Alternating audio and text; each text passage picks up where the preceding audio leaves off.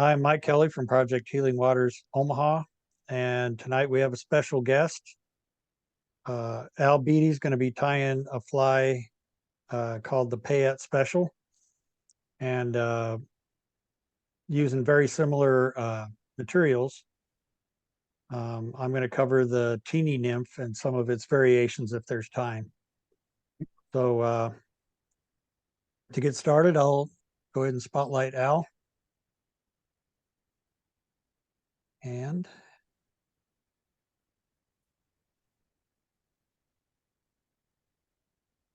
there you go. Hey, great. Well, I'm Al Beatty. This is my lovely wife, Gretchen. She'll be running the controls on the Zoom studio tonight while I wrap a couple of wraps of thread and talk about this particular fly, the Payette Special.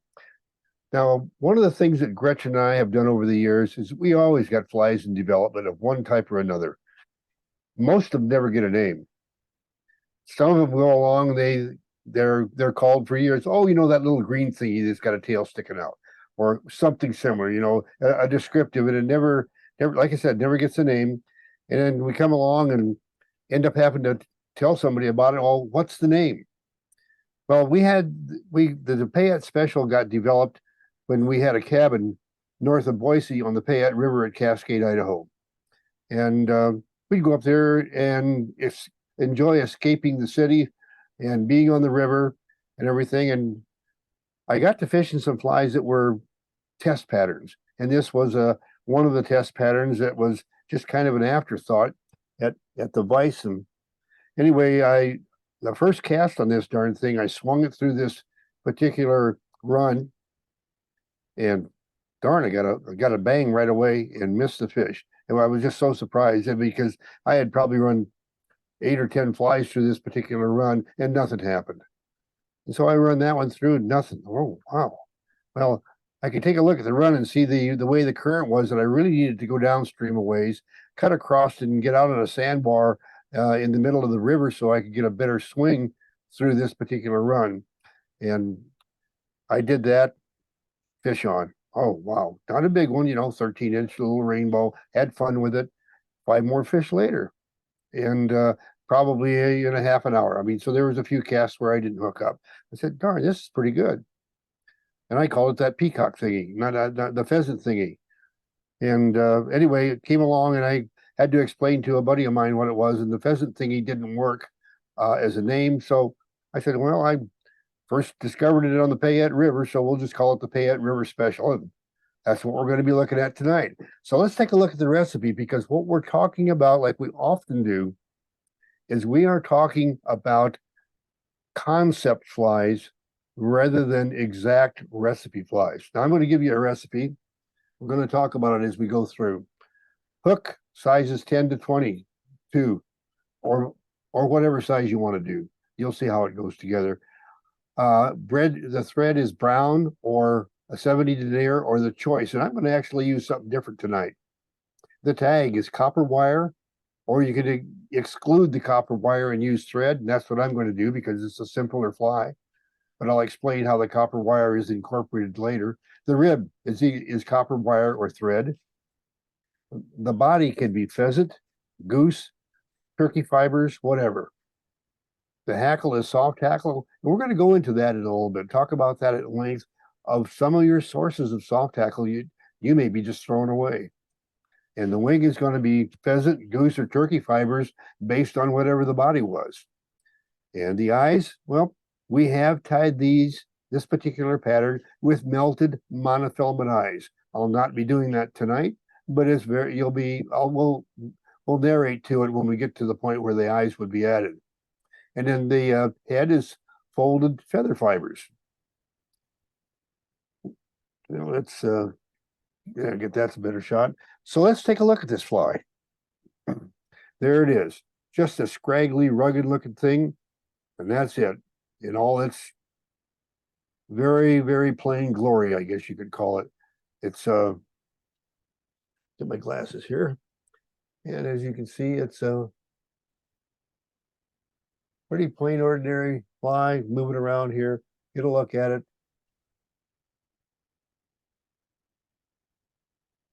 So what are we going to use for materials tonight?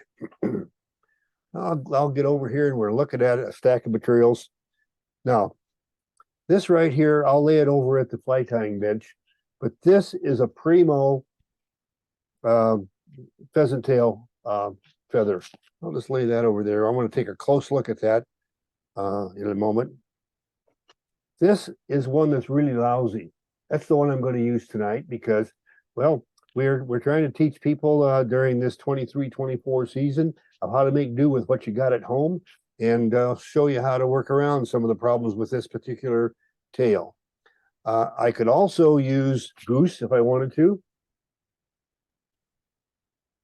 I'll just set it aside. I'm not going to do that. And turkey tail. That makes a doggone good one too. Slightly different colored. Here's some hackle. We're going to show you some other options for hackle. We're not going to be doing the wire rib, but we've got the wire here just in case we need it. And I am going to be tying tonight with orange thread rather than the brown. And we'll explain why over here at the Vise. Well,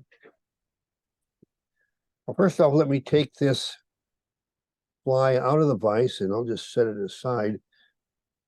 We'll get it into a clip so I can pick it up again later. Now I want to look at these feathers. Now this is the primo feather. It's good, nice long fibers. You can see they all got nice tips on them. Now I'll just lay that aside because that's my primo stuff. I got a lot more of this kind of stuff. At a first glance, it looks pretty good until you get down here.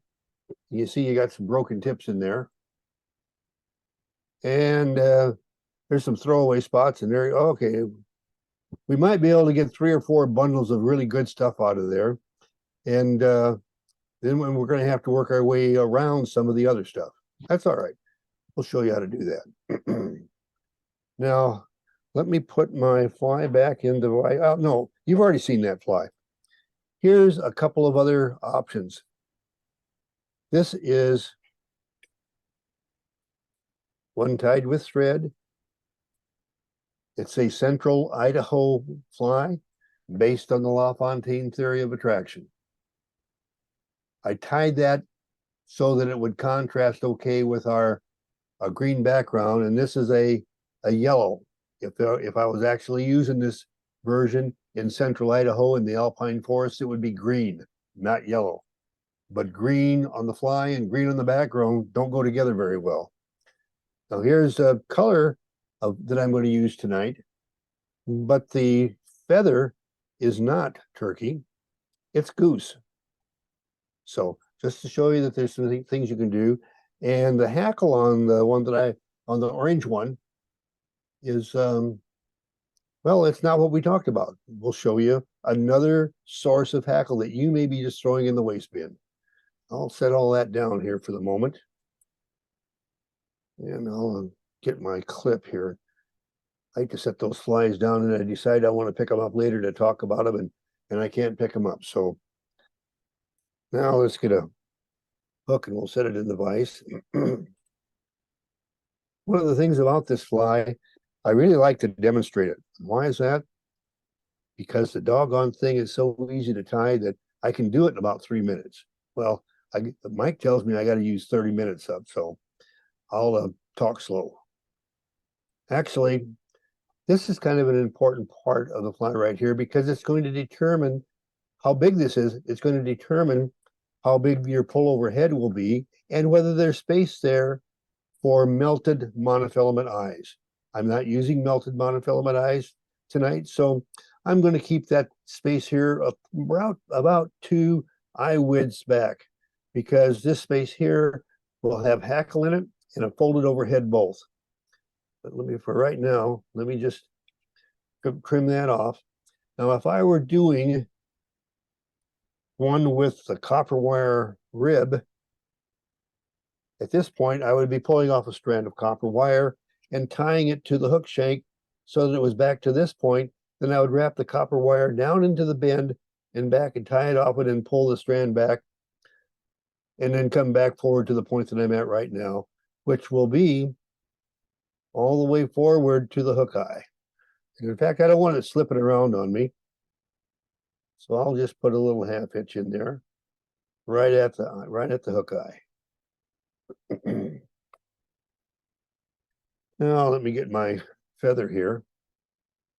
And I've got pretty decent fibers right in through here, probably enough for one fly. And then I go into the trash. And now I want you to notice that I kind of stroke these out so the fibers are all evened up. And now I'm just going to grab a hold of them very tight and strip them from the stem. And I'll just trim off this little curlicue stuff. Now there's my bundle of pheasant. Now I'm going to measure it so it's as long as the complete hook, because after it folds over, it will make a wing that sticks out about to the point of the end of the tag. So I'll just take a couple of light turns here and then really cinch down. Make sure that it doesn't slip over on me. And I'm going to wrap back to that point right there, using really tight wraps. Now, I've got a choice here. On some materials, at another time, I'll be teaching all of you at Project Healing Waters how to do a double wrap bulletproof on a fly. Tonight, I'm not going to do that. I'm just going to show you a little bit easier version that makes the fly very durable, but maybe not bulletproof, just durable. And so what I'm going to do now is I'm going to pull these fibers down. And first thing I got to do is after I pull them around the hook like that, is I have to stroke them until they're all nicely lined up. If you don't do that, then you start wrapping the fibers and they'll loosen and become a problem. And I want you to notice I'm leaving my thread hang in front of the path of the feather fibers so that it will keep those fibers tight against the previous turn. Just like I'm doing right there. Give them a couple of more strokes because, there we go. Because the darn thing is I got some fibers already breaking out of there, but I think that's holding together pretty good. One more turn here. Now here's where I'll just tie this off real quick, gently. You'll notice that it's wider, or excuse me, the body is longer here than the other side by about a half of a bundle. Well, we're going to take care of that here. Let me unwrap. And right now, what I'm going to do is lay, see how I'm kind of laying that across? Let me turn it just a bit so maybe you can see better. I'm not just trying to anchor it. I'm trying to lay it across and pull the fibers back so that they extend to the rear. Where they were before, perpendicular pointing there, now they're pointing to the back. Just really bind into that to get that so that it doesn't come loose. And now I'm going to trim this at a severe angle along the bend. And I will wrap over these. And I want you to notice the way I trimmed them, it makes a nice taper so that my tag is fatter back where it joins the body and narrower down into the bend of the hook. All right, that's looking pretty good. Pick up the pace a little bit. And I'm going to go over that one more time. Let's see, and I'm going to go right now. I'm going to see I'm going just a little bit further down into the bend. That continues that taper that I was trying to build so that I get a nice taper on the on that tag. Now it's time for the rib. 1, 2, 3, 4, 5. All right, good. There's the rib. At this point, I think you can see what we're doing. Here. Now, what I like to do Come on. is to put some kind of glue on my tag, because I guarantee you that the thread tag, especially though it's attractive in the colors that you use, it frays really bad if you don't do something to protect it. And so I'm just going to slip over here off camera and grab some UV.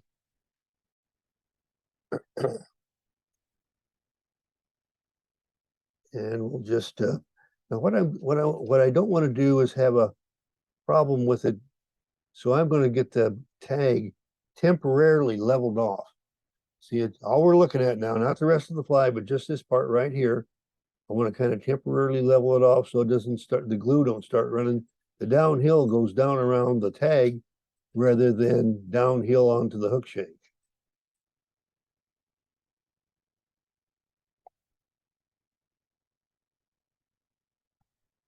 Okay. All right, good. Let me put that glue away before I end up hitting it with my light and messing the bottle of glue up.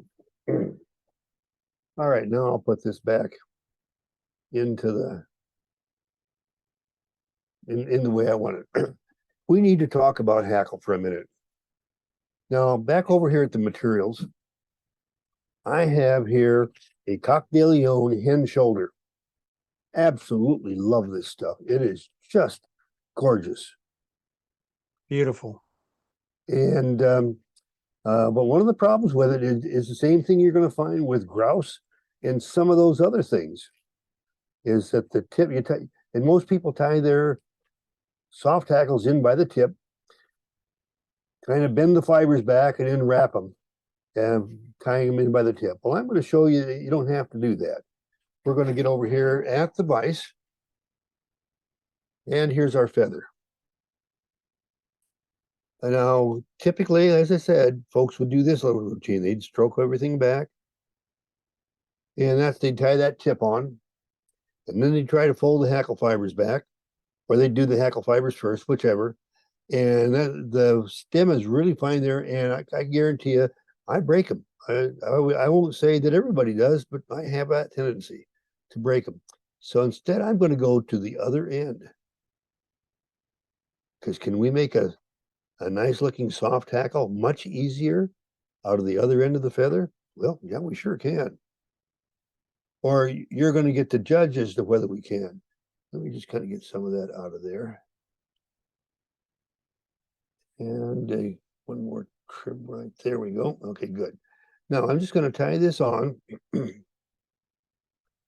I like to tie it on top of this particular pattern because the crossover or tie-off point will be hidden under the head. So you can see what I'm doing right there.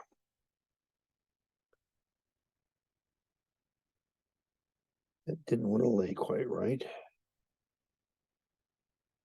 I got something. Oh, I see what's wrong. Okay.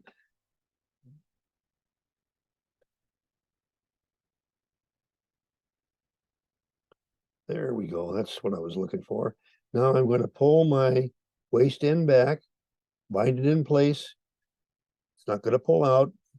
And I want you to notice where I trimmed it off. I've got a pretty thick piece of stem.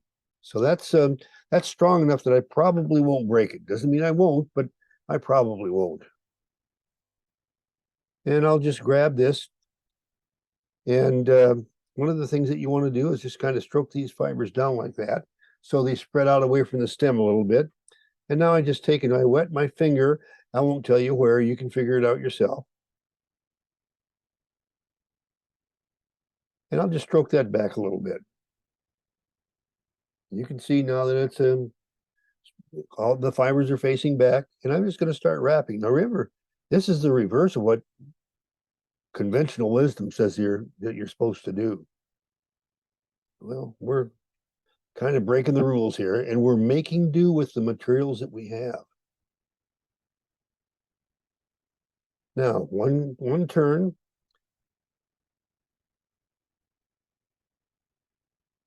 Anchor that off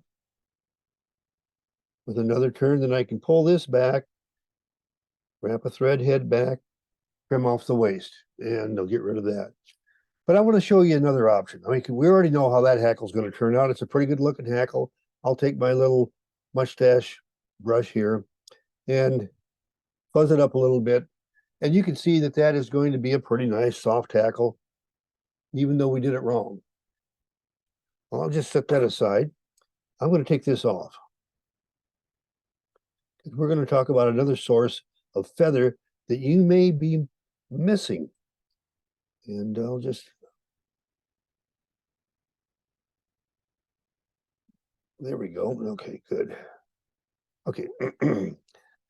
Let's go back to the us camera, Gretch. All right, folks. This is a good whiting. It's a Hebert, but whiting Hebert saddle. I want you to notice the long feathers. God, they're nice. I just love tying with the darn thing. It's I mean, I could tie a dozen flies off of one feather.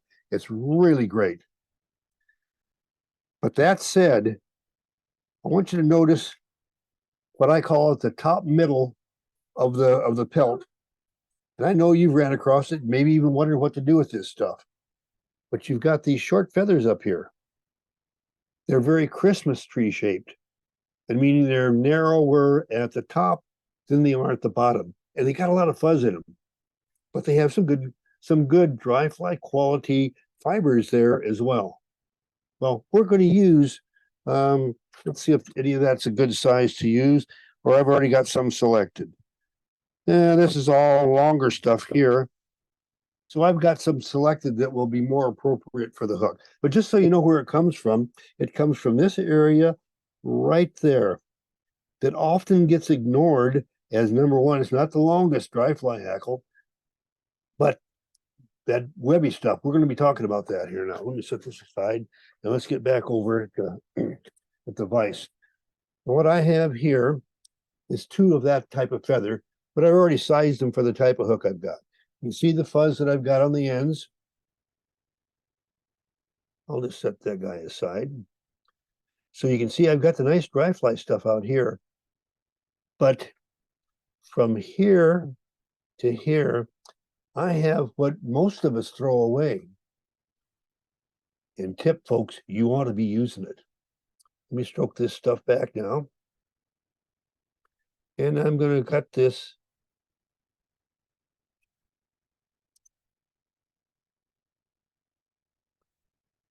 There we go. Now, you can see the part that I'm going to be using is this webby stuff from here to here. And you're going to find that it takes 2 turns of this to look as full as 1 turn of the other stuff, because even though you've got the webby part right in here, it gets to the finer points out here. So we're going to compensate for that by putting some more turns on.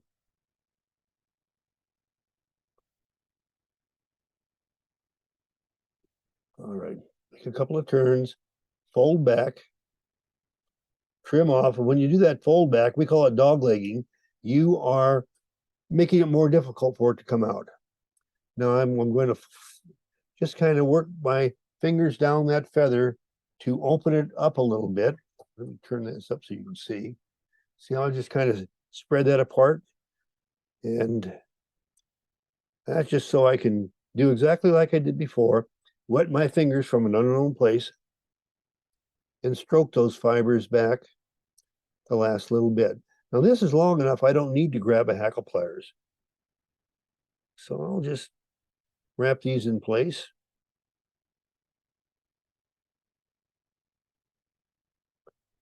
All right, there we go. 2 turns. Eye off. Dog leg the hackle again.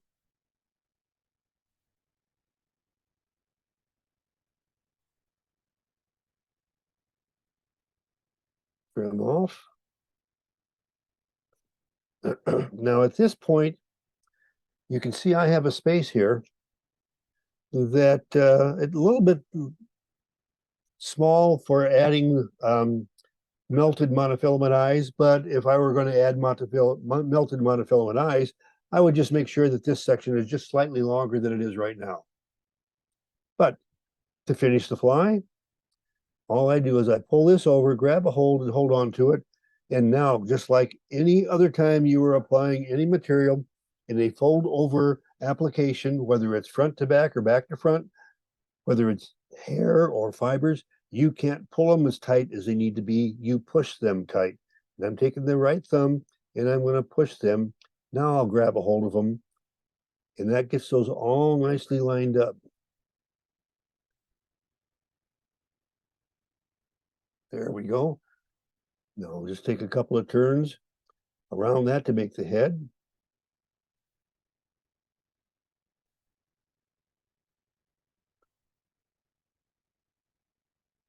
Get back there, hackle fiber. And okay, 2, 3, 4.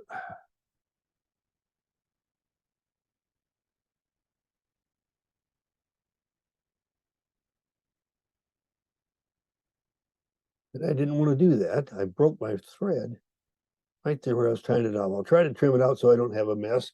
But anyway, there is a kind of a modified Payette special. It's orange in color, and I'm using orange because it shows up well against the green background. But if I were taking this into central Idaho, it would be lime green. Any questions?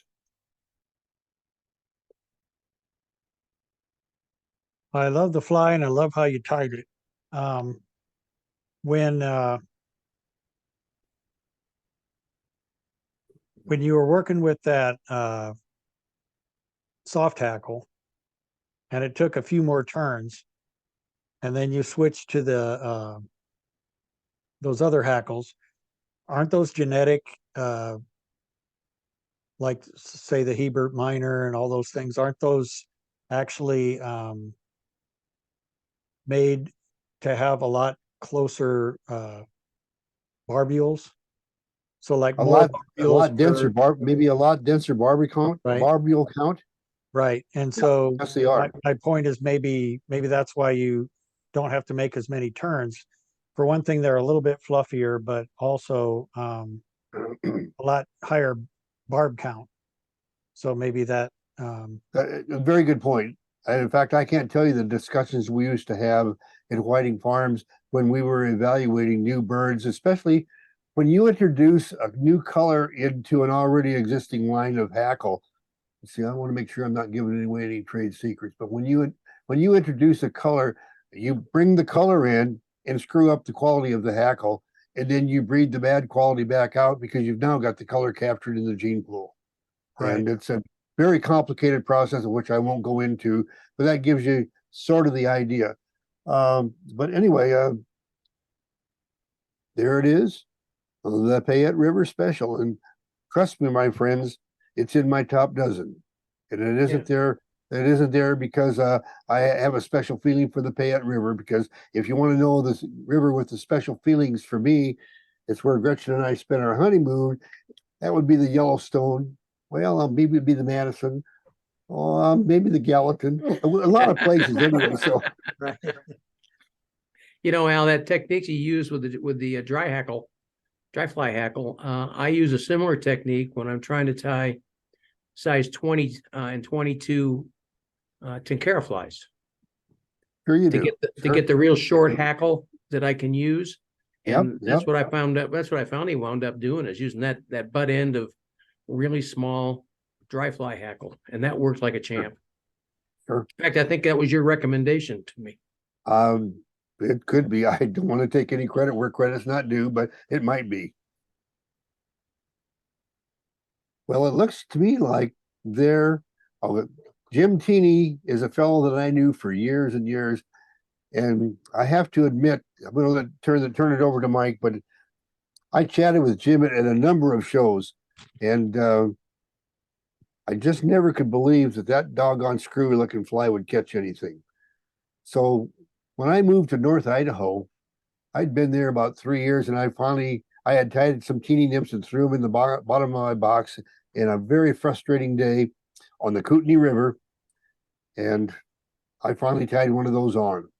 Well, first off, the way it sets in the vise is not the way it travels in the water column. It flips over, and it's got a wing profile and body profile not too dissimilar to the Payette. So anyway, take a close look at what Mike shows you here, because it's another one that ought to be in your top dozen. Mike, why don't you take it over and unspotlight me? Okay. Well, I did want to ask you if you, had ever run across him or whatever, and it's interesting that you had. Um, Yeah, I, we have it. And the other thing that Jim Teeny brought to the fly fishing world was the Teeny tippet system for getting down fast in the water column. And I mean, it's when I'm talking about a tippet system, it's you throw it duck, or if the fly line hits you in the back of the head, it'll knock you out. I mean, that's how heavy it is. And right, that's the Teeny tippet system. right.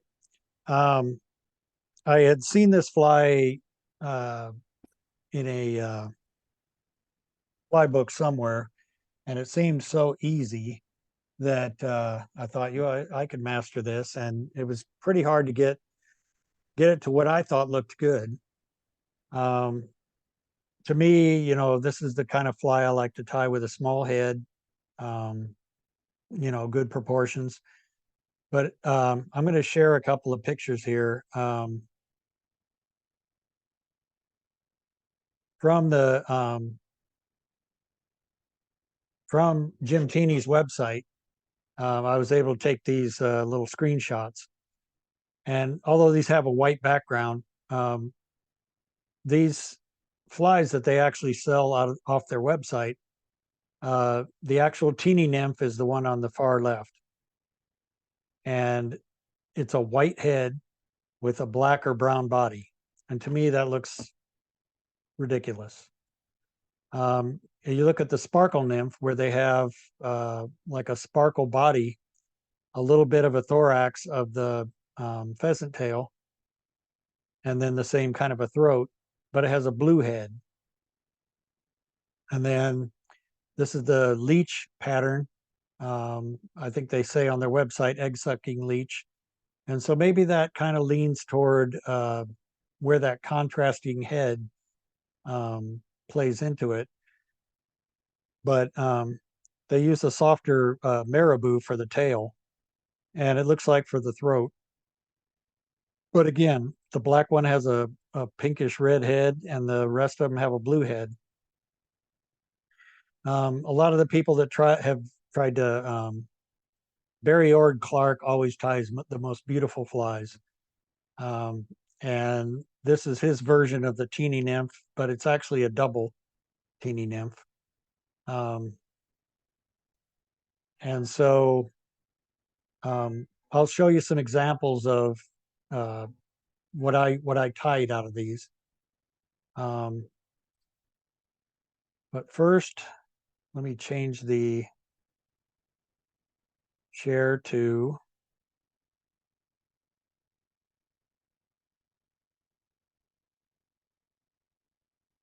the pattern. So the Teen Nymph was created in 1962 when I was 1 year old by Jim Teeny from Gresham, Oregon.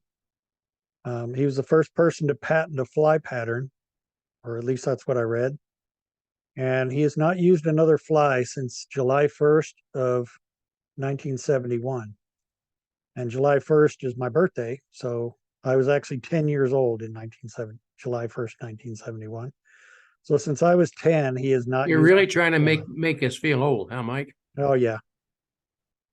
I just thought that was kind of weird that it was July 1st, but um, so aside from the Teeny Nymph, he did have another contribution that Al alluded to that changed the types of water we can fish and the species that we can pursue. In 1983, he invented his first T-series fly lines, which were the forerunners of many of our sinking tip lines that we use today. So I think that's what Al was alluding to about, making them sink fast. The original Teeny Nymph was a size 8. And I think he fished it as a size 8 for a really long time. He fished a lot of steelhead, but also just for trout. I think um, I have some conflicting hook sizes there, but I think down to a size 12 and 14 would be easily done. And the thread, either a color applicable to the materials you're using or a contrasting color like we saw on his website. The tail, if it's a Leach version, the tail is marabou. If it's the Teeny Nymph or the double Teeny Nymph or the Sparkle Nymph, there's no tail. The butt, I'm calling the sparkle version, the sparkle part of it, the butt, sparkle braid or an equivalent. But for the standard Teeny Nymph, the body is pheasant tail, the legs are pheasant tail. So other than pheasant tail and thread, that's the fly. So let me go back to the fly. And Al kind of got into a little bit about pheasant tail. I know that Bill is looking at trying to get some pheasant tails. But here's a piece, try to bring it in a little bit. Here's a piece of a pheasant tail. This is pretty much a center tail feather. And if you look at the one on this one right here, you've got some of that barred barbules here on this side, but the other side is real dull and faded. Now that can be used for wing cases, that could be used for hopper wings, a lot of different applications. But these side feathers, as the feather comes out of the pheasant's rump, it has a lot of these feathers that are kind of overlapping each other. And the key is that on the center feather, you pretty much got equal right and left barbules. This actually isn't a center because you can tell by looking at it that they're a little bit uneven. On this one, they're maybe a little bit more even. Let me get but the length of the barbules on each side are even on the center tail feather.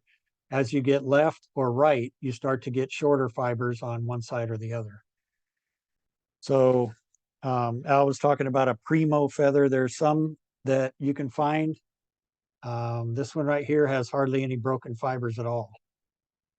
And I don't know where I got this, whether it was online or one of the ones I got from friends. But if we can come up with some really good pheasant tails that don't have broken tips, we'll send them to you, Al. So back to the Teeny Nymph itself. Again, this is the Teeny Nymph, and this is the one that he basically made his signature fly. He made an adaptation called the double teeny, and that was for larger fish, is the way he put it. It's basically the same fly tied twice. And so you see there's actually two separate throats there. There is the sparkle teeny, which I didn't do an example of. And then this is the Leach version. It's basically a Teeny Nymph with a marabou tail. It looks like a lot of the ones on his website have marabou for the throat as well. But I kind of like the way that looks with doing just a standard Teeny Nymph with just that marabou tail. As long as the colors match, I think that looks okay. So to start off, I'll just do a Teeny Nymph, and this is a size 8 wet flyer nymph hook. And I'm going to use a black thread, and I'm going to use glasses. So I'll start the thread, not really critical, but I don't want to crowd the eye, so I'm going to start it back from the eye. Lay down a little bit of a thread base, and then get rid of the tag. So I'm going to take this, and now you can tell by looking at this, I do have some broken ones in here. One thing about pheasant tails, if you notice mine, I've got these pieces and they don't have gaps in them all over the place. And I don't remember who I saw talking about this, but when you're using a quill like this, instead of saying, oh, here's some good length feathers up here, and I'm going to snip those out of there. And then here's some over here that are a good length, so I'm going to snip those out of there. You end up with a feather that's got all kinds of holes in it.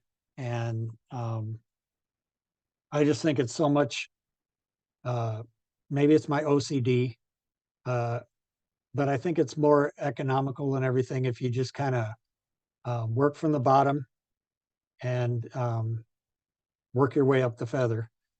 If there's some broken tips, break them out and, work a little further up. So I'm going to take a good, probably ½ inch. This is for a size 8 hook. I'm going to take a good ½ inch of this rachis here of fibers, and I'm going to fold them out 90 degrees from the stem, and that's going to make all those tips align as best they can. Then I'm going to take that feather and I'm going to just pull the feather away from those tips. So I end up with all these little curly cues here. So I'm just going to gather that, and then my tips are pretty much aligned. There's one thing about these curly cues is they will grab your thread or whatever other materials. I'm just going to snip those away so they're not in my way. Now, the thing about a Teeny Nymph is, here's a broken fiber I can take out of there. That's that one I saw at first, but I didn't see when I went back to grab them. So for a Teeny Nymph, you start at the bend of the hook and you wrap forward, and then you tuck that under. So what I try to do is I try to get at least double the length of the hook tied in at the bend. So I've got a little bit too long here.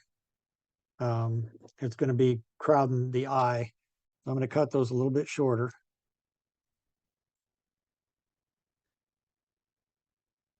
And for this, once I wrap the thread on there, I've got a few thread wraps in there, so it's kind of making my thread want to lean forward like this. So when I try to relax that thread a little bit, it leans it in the wrong direction, so I can't really grab that pheasant tail. So I'm going to spin it counterclockwise as if I was looking down on it. And now it's going to go back toward my fingers. So now I can grab that material right on top of the hook and tie it down. And I'm going to go right back to the barb of the hook. And then I'm going to come back forward, tying down the remainder of those butts.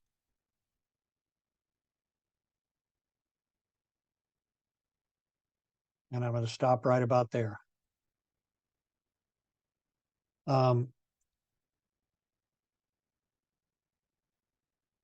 We do a lot of flies with copper rib, or in the case of Al's Payette special, there was a thread rib.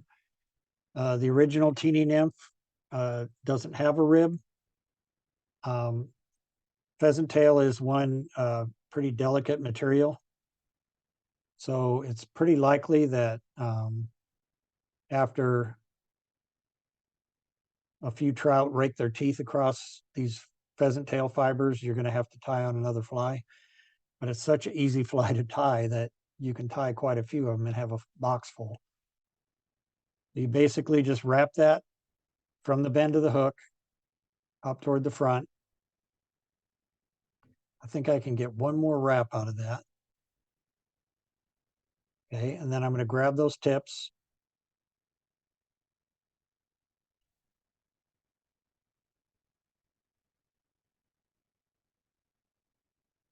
Take my thread over a couple of wraps here.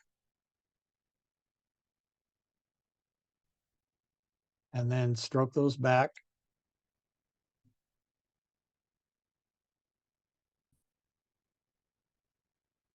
And then from the eye of the hook, I'm going to work back toward that throat and use those tips as the throat.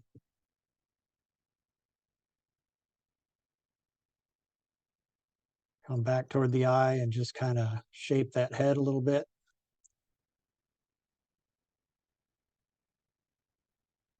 Make sure those fibers are leaning back the way I want them to. And then take my whip finish tool and finish off the head.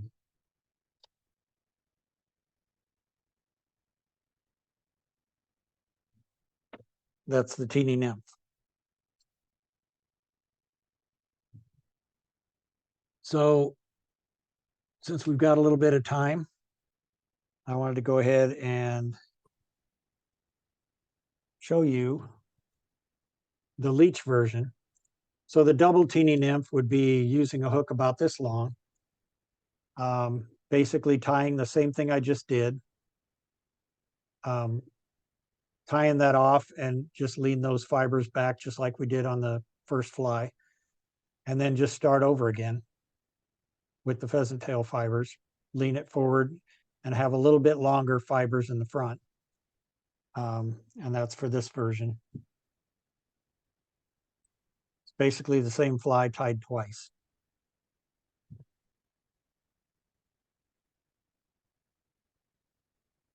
So for the Leach version,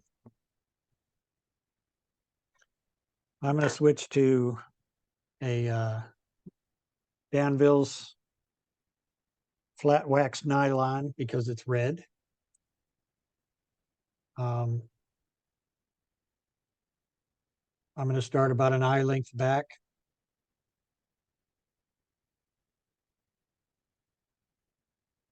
Lay down a pretty good thread base and then clip off the tag. Isn't that beautiful? I have a red dyed pheasant tail, and look at the barbule, the length of the barbules on that. This is it's a pretty long hook, and I'm still for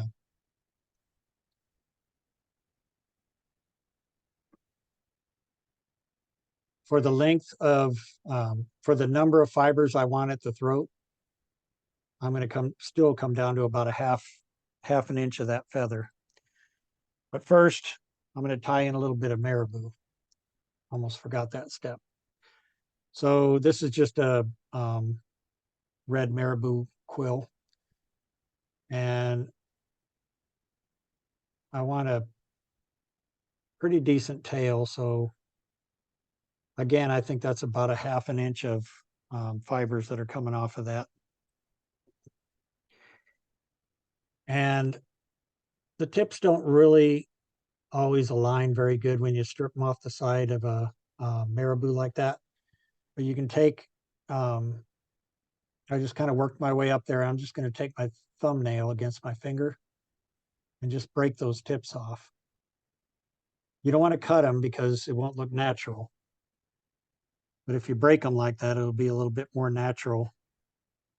And you'll be able to get those tips to be a little bit closer to even. So I want this to be about a hook in length. So go right about there, mark it with my fingers. And then I want that at the base. Let me go back to the end of the hook here.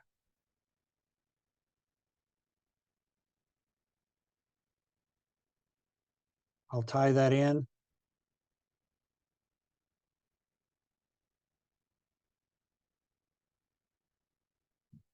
And then I'll just go ahead and cut this at a shallow angle.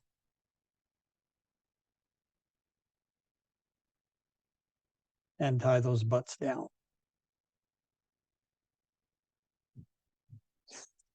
So that's my tail. Now I'm going to take some of those real long pheasant tail fibers. And this is definitely a side pheasant tail feather, because the ones on the left are a lot longer than the ones on the right. I don't think I've ever seen a pheasant tail with that long of fibers.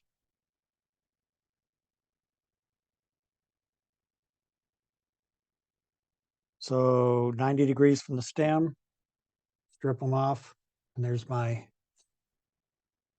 fibers. I'm going to go ahead and clip off those curly cues.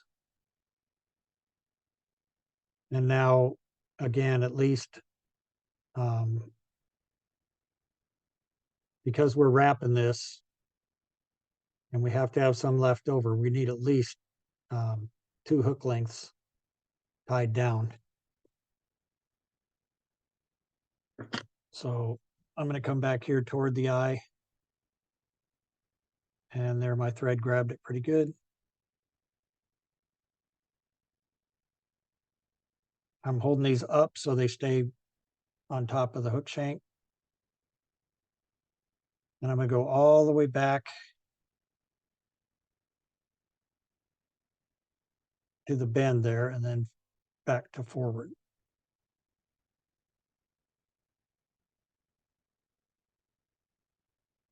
So now the best way to wrap these pheasant fibers, you could, Bill asked a question earlier if you could use a hackle pliers for the pheasant tail fibers. Because we're working with so many fibers, if you try to use a hackle pliers, you're going to have a couple of them slip out, and it's just going to cause problems, and you're going to get frustrated. If you hold it with your finger, you can roll it around like this, and it'll stay in a bunch like that. You can grab the bunch, wrap it around again. I missed one there. Let me go back.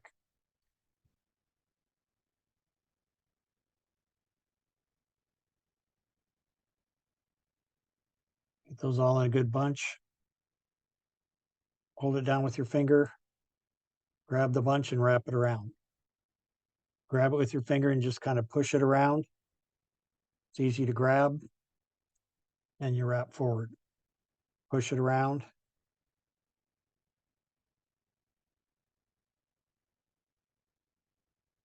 Okay, Mike, I'm going to throw a challenge at you.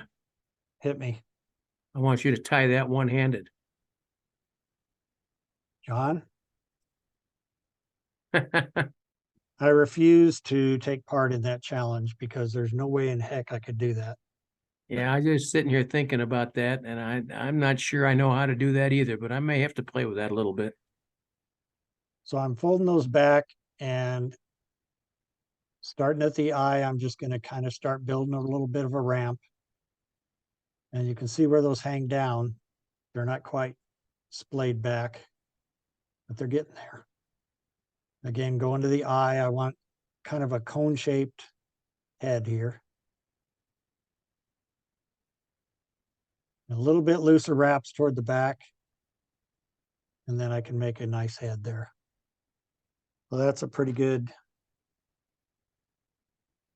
Let me take a couple of wraps off of there so I can do a back to front whip finish.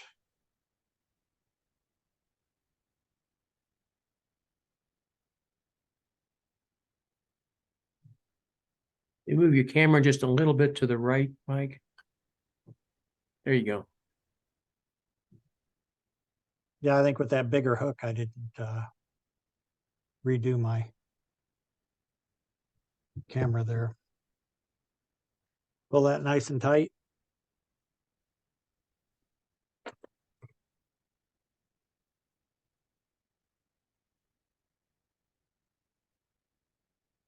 There we go. And then I'll do a little bit of UV glue on that head.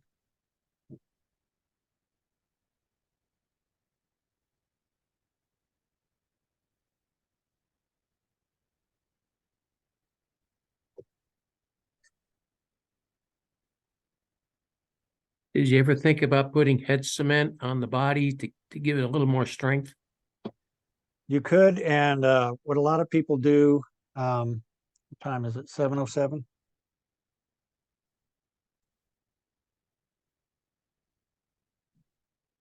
Just real super quick.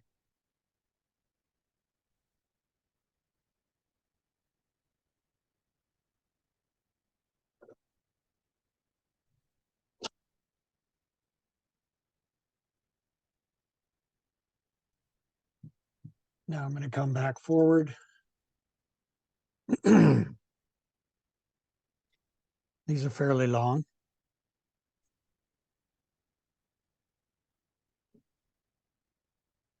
I'm going to do a pretty quick Teeny Nymph here, showing you how to make it bulletproof. So there's 1, 2. So 2 lengths back from the tail. So I need to cut off a little bit here.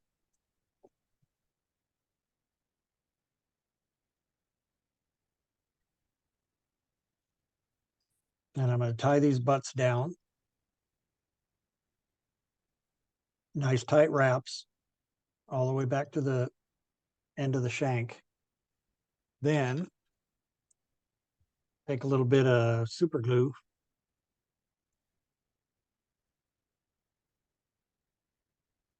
I'm usually not much of a super glue guy, but this is a thing. And since you talk about durability, you put a coat of this also works for peacock herl. Put a little bit of super glue, and then maybe make sure it wraps around underneath and it's not too much there. I don't want to stick everything to my fingers. Set that aside. Now, let me wrap forward. This is going to be hard because I don't want to push against that fly. But you definitely could wrap over it like this and use that super glue to hold the fibers down. You can also hold your thread and your material together and rotate the vise. Oh, good point. And that would save you from having the fingers get in the way.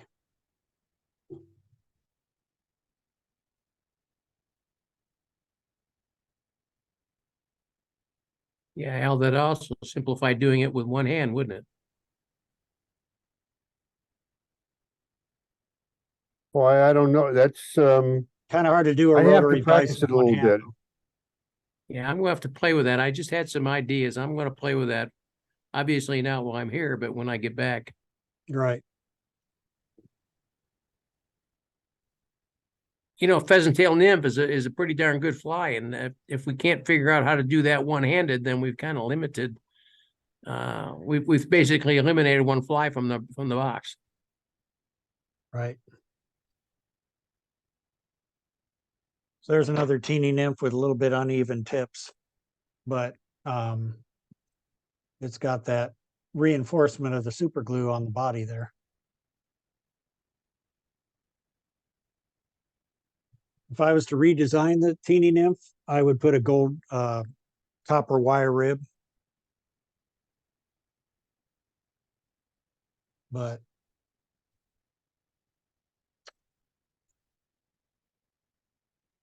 that is a very similar fly, only in a different direction.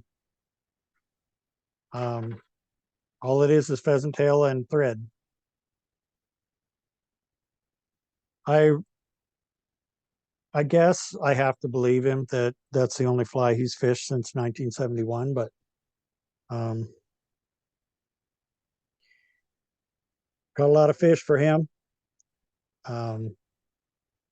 I've used so many flies, I can't tell you whether I caught fish on a Teeny Nymph or not.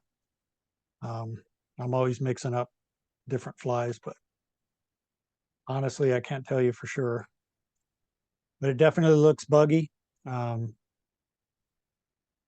really kind of like the double Teeny. How it adds a little bit more legs there. And then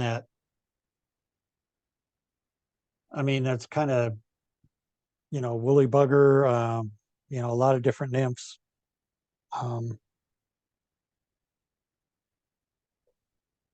Those are probably the two I would fish most often, unless I was in a trout stream trying to get small. I might go for the Teeny Nymph itself. Any other questions about pheasant tail, about those kinds of nymphs?